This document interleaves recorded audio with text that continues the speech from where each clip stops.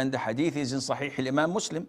A man came to him and said, "O Prophet of Allah, where's my father?" So the Prophet said, "Your father is in hell."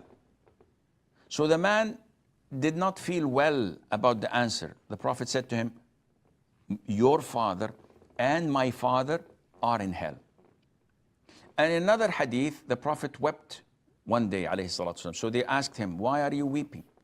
He said, "I sought permission from Allah to seek forgiveness for my mother, and He denied me from seeking forgiveness for her." Which means that, in accordance to the ayah in Surah At-Tawbah, that the Prophet and the believers are not permitted to seek forgiveness for those who died on idol worshipping, even if they were next of kin. End of story. ہاں یہ مسلم میں حدیث ہے، مسلم میں موجود ہے، ابو داؤد میں بھی حدیث ہے. یہ حدیث سے استدلال کرتے ہوئے کہتے ہیں کہ رسول اللہ کے والدین کافر ہیں جہنم میں، کیونکہ نبی نے خود کہا کہ تیرا باپ میرا باپ دونوں جہنم میں. یہ جاہلوں کو کچھ پتہ نہیں، حدیثیں پڑھی ہوتی تو یہ جہالت کی بات نہیں بولتے کہ ائمہ نے حدیثوں میں لکھا ہے کہ آدم تک سب رسول اللہ کے جتنے آبا و اجداد ہیں سب جنتی ہیں، سب مومن ہیں. اب قرآن میں جو آزار جس کا ذکر آیا ہے ابراہیم کے باپ کے طور پر، اس کے بارے میں مفسرین کا اجماع ہے کہ آزار حضرت ابراہیم کا باپ نہیں تھا، چچا تھا. کون تھا؟ چچا تھا.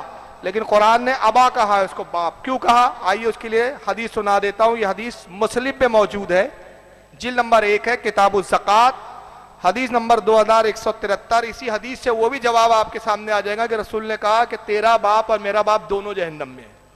تو یہاں باپ سے مراد رسول اللہ کی کیا ہے؟ سرکار فرماتے امو رجولی سنو ابی ہی. سرکار نے فرمایا چچا باپ کی جگہ ہوتا ہے. چچا کہاں ہوتا ہے؟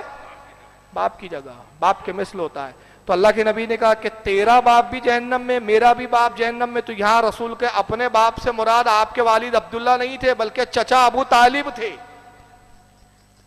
کیونکہ سرکار کی حدیث مسلم میں موجود ہے اور یہ حدیث بخاری میں بھی ہے، بخاری کی جلد 1 حدیث نمبر 1399. اور یہی حدیث ابو داؤد میں بھی ہے، حدیث نمبر 1623. یہی حدیث امام نسائی نے بھی لکھا سنن میں، حدیث نمبر 2464. یہی حدیث مسند احمد میں امام احمد ابن حنبل نے لکھا، حدیث نمبر 8266. کہ سرکار فرماتے ہیں چچا باپ کی جگہ ہوتا ہے، اور اس سے مراد ابو طالب ہے. اس کی تائید وہ حدیث کرتی ہے جو بخاری مسلم میں موجود ہے. چنانچہ روایت ہے حضرت عباس سے جو حضور کے چچا ہے دوسرے، یہ ایمان لائے. تو مدینے میں حضرت عباس رسول سے سوال کرتے اللہ کے نبی، ابو طالب آپ کے لیے آپ کے دشمنوں سے لڑتا تھا، ابو طالب نے آپ کی بڑی پرورش کی، حفاظت کی، آپ کے دشمنوں سے اس نے دشمنیاں لی، اللہ کے نبی آپ نے اس کو کیا فائدہ پہنچایا؟ حالانکہ کفر پہ انتقال ہوا، ٹھیک ہے، کلمہ نہیں پڑھا، لیکن آپ نے بھی کچھ فائدہ پہنچایا. تو سرکار کیا فرماتے اللہ کے نبی کے جملے حدیث میں جو مسلم میں جلد 1 کتاب الایمان حدیث نمبر 419 پر ہے کہ سرکار نے فرمایا وجدتہ فی غمرات من النار. فرمایا میں نے ابو طالب کو سراپا آگ میں ڈوبا ہوا پایا، سر سے پیر تک جہنم کی آگ میں ڈوبا پایا. وَأَخْرَجْتُهُ إِلَىٰ دَهَاهٍ. فرمایا کہ میں نے اس کو کھینچ کر تخنوں تک کی آگ میں کر دیا. یہ میں نے اسے فائدہ دیا کہ اس کو کھینچ کر میں نے کیا کیا؟ تخنوں تک کی. یہاں نبی کا اختیار بھی پتہ چلا، جہنم تحت الثری میں ہے، اللہ کے نبی زمین پر ہے. فرماتے میں نے اس کو فائدہ دیا، کیا کیا؟ کھینچ کر تخنوں تک کی آگ میں کر دیا. تو یہ اللہ کے رسول کو یہ بھی اختیار کہ کسی کافر کے عذاب میں کبھی کروانا چاہے تو کروا سکتے. اور زمین کے اوپر ہے، تحت الثری زمین کے نیچے. فرمارے میں نے کھینچ کر، تو مطلب رہتے زمین پر ہے، تصرف جہنم تک بھی ہوتا ہے. زمین پر ہے تو تصرف جنت تک بھی آپ کا ہوتا ہے، یہ آپ کا اختیار ہے. اور دوسری روایت میں سرکار نے فرمایا وَلَوْلَا أَنَا لَقَانَ فِي الدَّرَاكِ الْأَسْفَالِ مِنَ النَّارِ. فرمایا اگر میں نہ ہوتا تو ابو طالب جہنم کے سب سے نچلے طبقے میں ہوتا، سب سے شدید عذاب، سب سے نچلے. میں تھا تو میں نے اس کو بچا کر اتنی کم آگ میں کر دیا. تو یہ کون ہے جو جہنم میں؟ ابو طالب. اور رسول نے کہا کہ چچا باپ کی مثل ہوتا ہے، تو رسول نے محبت کے اعتبار سے ابو طالب کو اپنا باپ کہا، حضرت عبداللہ نہیں ہے وہاں مراد. یہ سارے مفسرین شارعین حدیث کا یہی اتفاق ہے کہ یہاں باپ سے جو اس حدیث میں مراد ہے وہ ابو طالب ہے، اور یہ حدیث بخاری میں ہے، حدیث نمبر 3670، مسلم میں 4418، مسند احمد میں حدیث نمبر 1763، امام ابن حبان نے صحیح میں لکھا حدیث نمبر 6271، امام ابو یعلا نے المسند میں حدیث نمبر 6694، کہ نبی پاک صلی اللہ علیہ وسلم نے اللہ سے استغفار کی اجازت مانگی، اللہ نے منع فرما دی، حدیث ختم۔ اب یہ حدیث تو موجود ہے مسلم کی، میں نے خود حوالہ دے دیا آپ کو صفحہ نمبر اور جلد کے ساتھ، کہ اللہ کے نبی نے، اب دیکھیں اس کے بارے میں علماء نے، جو شارحین حدیث نے جو لکھا ہے وہ کیا لکھا ہے۔ علامہ زرقانی رحمۃ اللہ علیہ شرح زرقانی میں، امام ابن حجر عسقلانی اور بہت سارے اماموں نے، کئی امام میں کتنے نام بتاؤ، امام جلال الدین سیوطی نے تو 9 رسالے رسول اللہ کے والدین کے ایمان پہ لکھے۔ کتنے رسالے؟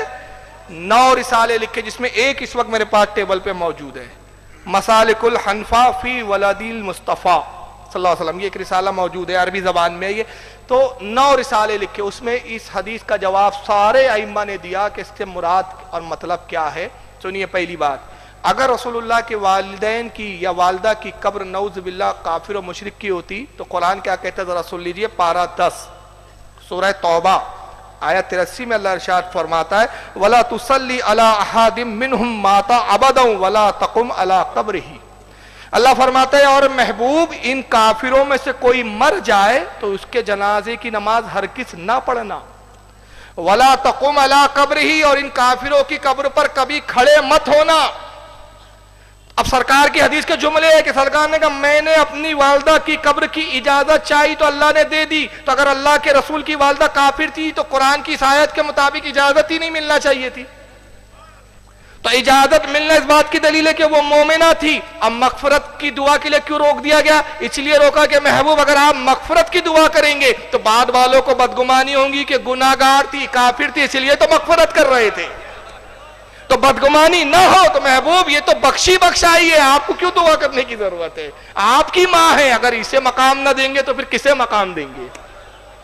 یہ ہے اس کی وجہ، ورنہ کافر ہوتی تو قرآن کہہ رہا ہے، حدیث نہیں کوٹ کر رہا ہوں میں، وَلَا تَقُمْ مِنْ قَبْرِهِ عَلَىٰ قَبْرِهِ، محبوب اب کسی کافر کی قبر پر ہرگز کھڑے نہ ہونا۔ تو یہ آیت کب ہوئی؟ یہ تو مدینے میں آئی، اور رسول اللہ نے کب اپنے والدہ کی قبر کی زیارت کی؟ حجۃ الوداع کے موقع پہ، آخری سال، وصال سے آخری سال کا جو چل رہا ہے، آیت تو پہلے آ گئی، اس کو منسوخ بھی نہیں کیا کسی دوسری آیت نے، تو اس آیت کی موجودگی کے باوجود اللہ رب العزت پھر اجازت کیوں دیتا؟ اگر آپ کی والدہ کافر ہوتی تو اجازت دینا اس بات کی دلیل ہے کہ آپ کی والدہ مومنہ تھی، آپ قبر پر آ کے کیوں آئے، کیوں اجازت طلب کی؟ اب اس کے لیے دوسری دلیل سن لیجئے، جس کو حضرت امام جلال الدین سیوطی نے الحاوی للفتاوی جلد و صفحہ 230 پر، اور بھی علماء نے لکھا، میں بعد میں حوالے دوں گا اپنی جگہ پر، وہ فرماتے ہیں کہ حجۃ الوداع کا موقع جو سرکار کی زندگی کا پہلا اور آخری حج، ایک ہی حج کیا اللہ کے نبی نے، اور یہ قرآن کی آیت اس وقت نازل ہو چکی تھی، الیوم اکملت لکم دینکم، آج ہم نے تمہارا دین تمہارے لیے مکمل، یعنی دین مکمل ہو چکا۔ اب رسول اللہ حج سے فارغ ہوئے اور مدینے کی طرف آ رہے ہیں، مقام ابوا پر جب آیا تو اللہ سے دعا کی، مولا مجھے اجازت دے کہ میں اپنی والدہ کی قبر کی زیارت کروں، تو صرف زیارت مقصود نہیں تھی، آگے آتا ہے کیا ہے، اللہ نے فرمایا محبوب جو آپ چاہتے ہو کیجئے، جو آپ چاہتے ہیں کیجئے۔ تو نبی کیا چاہتے تھے؟ نبی قبر پر آئے اور اپنی ماں کو اور اپنے والد کو آواز دی، دونوں اپنی اپنی قبروں سے زندہ ہوئے، یہ مقصد تھا۔ اور اس کے بعد آپ نے اپنی والدہ کو سلام کیا اور کہا امی جان میں آپ کا بیٹا محمد صلی اللہ علیہ وسلم میں نبی بنا کے مبعوث کیا گیا ہوں، آپ پچھلی امت میں اٹھائی جاتی، میں چاہتا ہوں کہ اس امت میں اٹھائی جائے، میرا کلمہ پڑھ لیجئے تاکہ اس امت میں اٹھنے کا آپ کو شرف حاصل ہو۔ دونوں کو کلمہ پڑھایا اور اس کے بعد پھر دونوں اپنی قبروں میں آرام فرما گئے۔ یہ تھی حکمت، اور مغفرت سے اس لیے روکا گیا، محبوب مغفرت کی دعا مانگوں گے تو لوگ سمجھیں گے کہ کافر تھے تبھی مغفرت کی دعا مانگ رہے ہیں۔